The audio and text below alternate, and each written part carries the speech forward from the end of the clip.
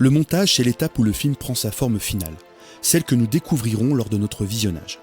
Dans cet épisode, je vais tâcher de vous montrer que le montage, ce n'est pas qu'une étape technique visant à agencer des bouts de vidéo les uns à la suite des autres. Comme pour la conception du scénario ou la façon de penser le tournage, le montage a une grammaire. Par le montage, on peut donner un sens bien particulier aux images. Comme chaque étape de la conception d'un film, le montage participe aux émotions qu'on veut nous véhiculer. Il nous permet de comprendre l'histoire qui nous est racontée. Il peut nous transmettre des messages. Bref, le montage participe à la dramaturgie de l'œuvre.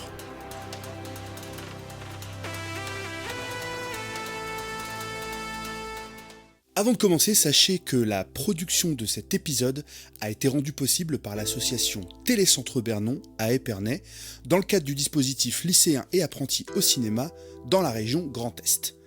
Donc si tu es un lycéen qui regarde cette vidéo parce que ton prof te l'a demandé, pense à t'abonner, partager et à commenter la vidéo. Ce message s'adresse aussi aux profs et à toi qui regardes là. Oui, toi. Vous aussi, vous tous, vous pouvez vous abonner, commenter et partager la vidéo. Alors dans cette vidéo, je vais tâcher en tout cas de vous présenter brièvement les 3 grandes esthétiques de montage. Le montage narratif, le montage des correspondances et le montage discursif. Je ferai aussi un topo sur le montage parallèle et le montage alterné. Vous aurez même le droit à une rapide présentation d'un personnage important quand on parle de montage, Sergei Eisenstein. Tu n'as pas compris grand-chose à la liste que je viens d'énumérer, pas de souci, cette vidéo devrait t'amener quelques réponses. Petit avertissement néanmoins, vous ne trouverez pas ici de tutoriel sur les bases du montage. Cet épisode a pour vocation d'analyser le montage comme une étape de la création artistique d'un film.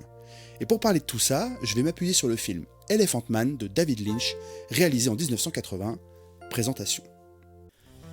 Elephant Man est le second long métrage de David Lynch. Avec son adaptation de Dune, Elephant Man est un des rares films dont Lynch n'ait pas signé le scénario. On le doit à Eric Bergen et Christopher Devore, qui se sont inspirés de la vie de Joseph Merrick, alias Elephant Man.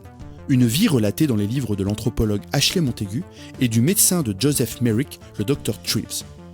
D'ailleurs, si Joseph Merrick est renommé John Merrick dans le film, c'est dû au Dr Treves lui-même qui, dans son livre, l'a ainsi renommé. Ne me demandez pas pourquoi, je ne sais pas. L'histoire se déroule à Londres à la fin du 19e siècle, en pleine révolution industrielle. John Merrick, interprété par John Hurt, que l'on surnomme Elephant Man en raison de ses déformations physiques graves et défigurantes, mène une vie de misère en tant que freaks, en tant que bête de foire que l'on expose contre quelques pièces. Il est découvert par le docteur Frederick Treves, interprété par Anthony Hopkins, un médecin plutôt bienveillant qui le prend en charge à l'hôpital de Londres. Sous les soins du docteur Treves, John Merrick est traité avec respect et dignité pour la première fois de sa vie. Le film explore la transformation de John. Alors qu'il s'intègre peu à peu à la société, il découvre la gentillesse et la compassion de certaines personnes, comme l'actrice Miss Kendall, interprétée par Anne Bancroft. Avec celle-ci, il développera une amitié sincère. Cependant, malgré son chemin dans la société londonienne, John Merrick reste prisonnier de son apparence physique, ce qui le confronte à la cruauté et à l'intolérance de certaines personnes, n'arrivant pas à le voir autrement que comme un monstre. Aujourd'hui, David Lynch est plutôt décrit comme un artiste de la contre-culture. Ses œuvres regorgent d'expérimentation et développent des thématiques sur des sujets divers comme une critique de l'industrie hollywoodienne dans Mulholland Drive ou la fin de l'innocence dans Blue Velvet. Selon moi, Elephant Man est avec sa série Twin Peaks une porte d'entrée facile dans son univers. Pourtant, Twin Peaks comme Elephant Man ne sont pas exemptes de bizarreries lynchiennes et de thématiques sous-jacentes à l'histoire que le film développe dans sa narration. Alors qu'est-ce qui en fait une des portes d'entrée faciles à son univers ? Le scénario tout d'abord, puisqu'il s'agit d'un biopic. La narration se fait sur la base de la vie réelle du vrai Elephant Man. Elle nous est contée de façon chronologique entre sa rencontre avec le Dr Treves et la fin de sa vie. Mais comme je le disais, Elephant Man n'échappe pas aux expérimentations de Lynch, avec de véritables moments poétiques, et à la création de discours sur différentes thématiques. Tout cela ressort dans le montage de ce film.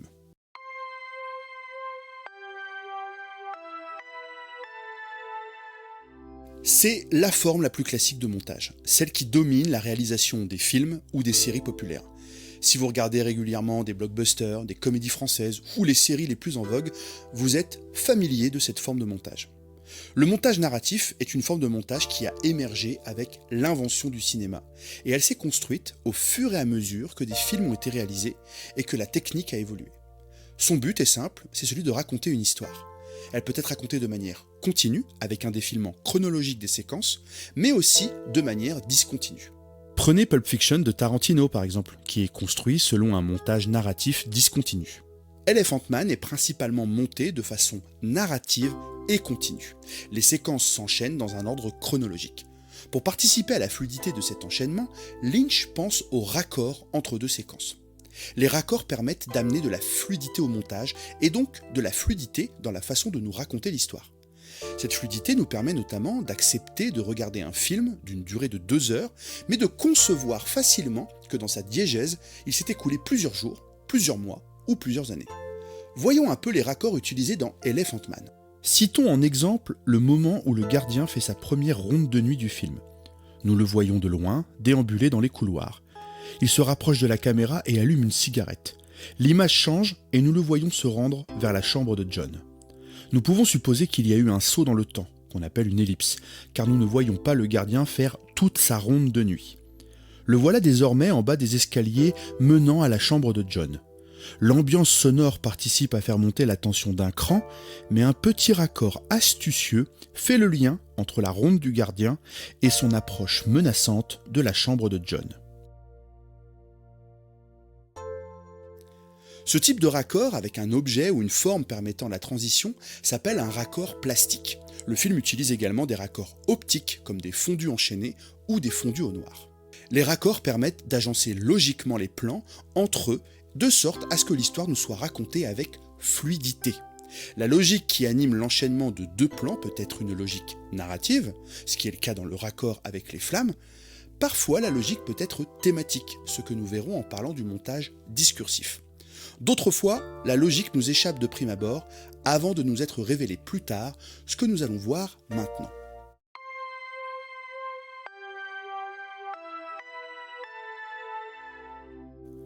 Regardons la séquence d'ouverture d'Elephant Man. Des plans s'enchaînent en utilisant des raccords optiques, des fondus enchaînés en l'occurrence.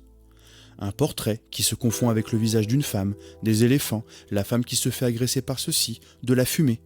Puis il y a aussi cette bande-son contenant des bruits de vent, de coups mécaniques, d'éléphants, les cris d'un bébé. Nous voici face à une séquence utilisant le montage des correspondances. Dans le montage des correspondances, l'association d'éléments visuels et d'éléments sonores crée une signification plus profonde et peut provoquer des émotions, des idées ou des atmosphères. Ici, les raccords optiques liant chaque plan ne participent pas à créer une narration. Par exemple, dans un montage narratif, un fondu enchaîné va donner une impression de temps qui passe, alors qu'ici, les fondus enchaînés permettent la juxtaposition de plans pour transmettre des émotions. Le montage des correspondances, c'est l'équivalent de la poésie pour l'écriture. La poésie joue sur les mots pour transmettre des émotions. Ici, on cherche à atteindre le même but en jouant avec les images, le son et la correspondance entre ces deux éléments. Le montage des correspondances est même qualifié de poésie visuelle dans les différentes sources qui m'ont aidé à faire cette vidéo, notamment l'excellent Esthétique du montage, écrit par Vincent Amiel et qui trône ici.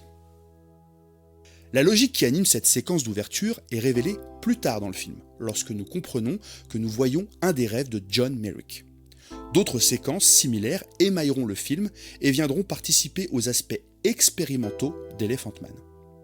D'ailleurs, le film s'ouvrira puis se clôturera par ce genre de séquence poétique.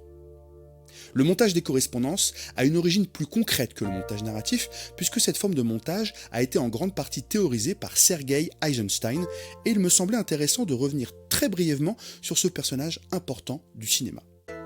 Sergei Eisenstein est un réalisateur soviétique à qui l'on doit notamment le Cuirassé Potemkin, sorti en 1925. Il a également enseigné dans l'une des premières écoles de cinéma du monde, l'école VGIK, située à Moscou, et créée en 1919 au début de ce qui allait devenir l'Union des républiques socialistes soviétiques, l'URSS. Que ce soit dans ses œuvres ou dans son travail d'enseignant, Eisenstein a théorisé de grandes notions du cinéma. Parmi ces notions, il développera des analyses poussées sur l'esthétique du montage en proposant un modèle différent du modèle hollywoodien déjà très axé à l'époque sur le montage narratif. C'est donc Eisenstein qui a été un des premiers à théoriser le montage des correspondances, qu'il appellera aussi montage des attractions.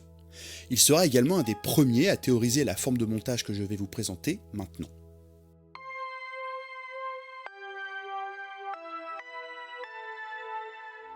Comme dit précédemment, les raccords entre deux plans peuvent être narratifs. Ils peuvent créer une forme de poésie visuelle, mais les raccords peuvent aussi être thématiques. Prenez la scène de l'opéra vers la fin du film.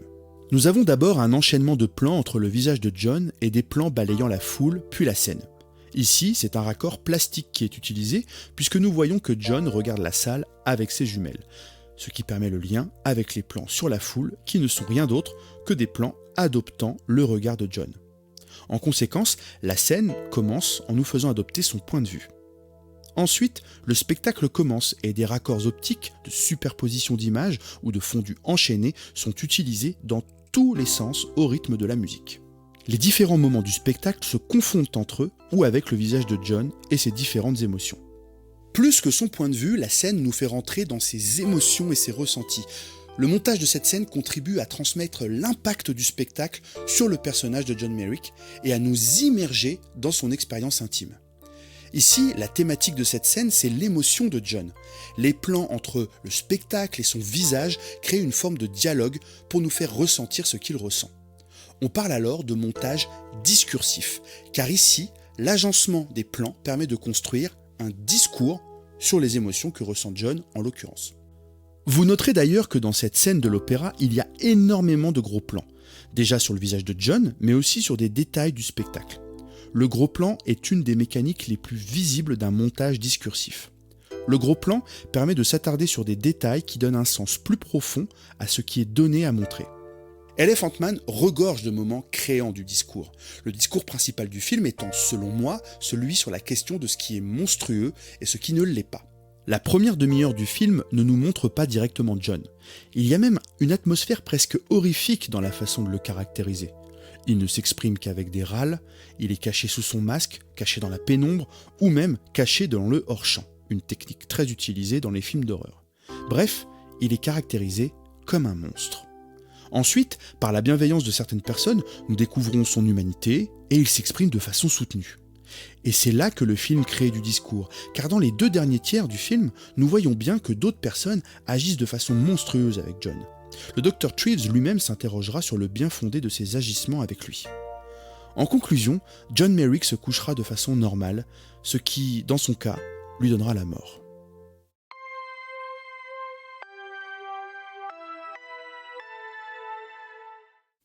Elephant Man est un film très riche pour pouvoir parler du montage. Si bien qu'en conclusion de cette vidéo, je vais m'attarder sur 2 techniques de montage, le montage parallèle et le montage alterné. Analysez la scène juste avant la révélation du visage de John Merrick. Nous y voyons d'abord le Dr. Treves prendre une assiette aux cuisines, puis il se dirige dans les couloirs de l'hôpital avant d'être rattrapé par son directeur, Cairngorm, qui a bien l'intention de lui parler. Le Dr. Treves cache d'abord l'assiette, puis se rapproche de Cairngorm et il discute du mystérieux patient que le docteur a récemment admis à l'hôpital. Une infirmière arrive et il lui est demandé d'amener l'assiette au patient qui n'est autre que John Merrick. À partir de ce moment-là, la scène bascule dans un montage alterné. Le montage alterné est une technique permettant de montrer 2 actions ayant lieu simultanément. D'un côté, le dialogue entre Cairngorm et le Dr. Treves, de l'autre côté, l'avancée de l'infirmière vers la chambre de John Merrick. Les 2 actions finissent par se retrouver quand le Dr. Treves rejoint l'infirmière après son cri de stupeur à la vue de John Merrick. L'alternance des 2 séquences est rendue possible par un discret raccord esthétique avec l'assiette qui passe des mains du Dr. Treves à celle de l'infirmière. Alors si vous voulez une analyse plus poussée de cette scène et d'autres trucs cool sur Elephant Man, je vous renvoie au dossier que j'ai écrit sur le film pour l'Académie de Reims, le lien est dans la description. Le montage alterné est une technique propre au montage narratif. Dans l'exemple que j'ai cité, l'emploi d'un montage alterné permet de ménager l'effet de la révélation du visage de John. Après cet événement, il commencera son parcours dans la société londonienne. Il existe une technique similaire dans le cadre du montage discursif où l'on montre alternativement une ou plusieurs séquences. Ici, le lien entre les séquences n'est pas narratif. Les séquences n'ont pas lieu au même moment. Pourtant, le montage passe de l'une à l'autre. Cette technique s'appelle le montage parallèle. Alors, je n'ai pas trouvé d'exemple dans Elephant Man. Par contre, ça me permet de vous conseiller le film Cloud Atlas des sœurs Wachowski et Tom Tykwer. Ce film se passe sur plusieurs temporalités entre le 19e et le 24e siècle. Le casting joue des rôles différents dans chacune des époques et le film passe de l'une à l'autre, créant ainsi de multiples discours sur des thématiques comme la liberté, l'oppression, la révolte, l'empathie, la connexion entre les personnes, la quête de sens, la réincarnation ou encore l'aspect cyclique de l'histoire. Ouais, il y a tout ça dans ce film et c'est un chef-d'œuvre, matez-le. J'espère que cette vidéo vous aura donné des clés pour mieux comprendre l'intérêt du montage dans la façon qu'a un film de nous raconter une histoire. Le montage, c'est plus qu'une étape technique. C'est un vrai moment d'écriture du film. Le montage est le propre de la création audiovisuelle. Dans le cadre d'un film ou d'une série, il sert à raconter une histoire, il peut véhiculer des émotions et créer des discours sur des thématiques comme la tolérance ou la monstruosité dans Elephant Man. Pensez à partager, aimer et commenter cette vidéo. Je réponds à toutes vos questions dans les commentaires. Et surtout, si vous voulez faire des films, l'important, ce n'est pas de connaître toutes les règles du cinéma, mais d'avoir envie de faire du cinéma. Ciao.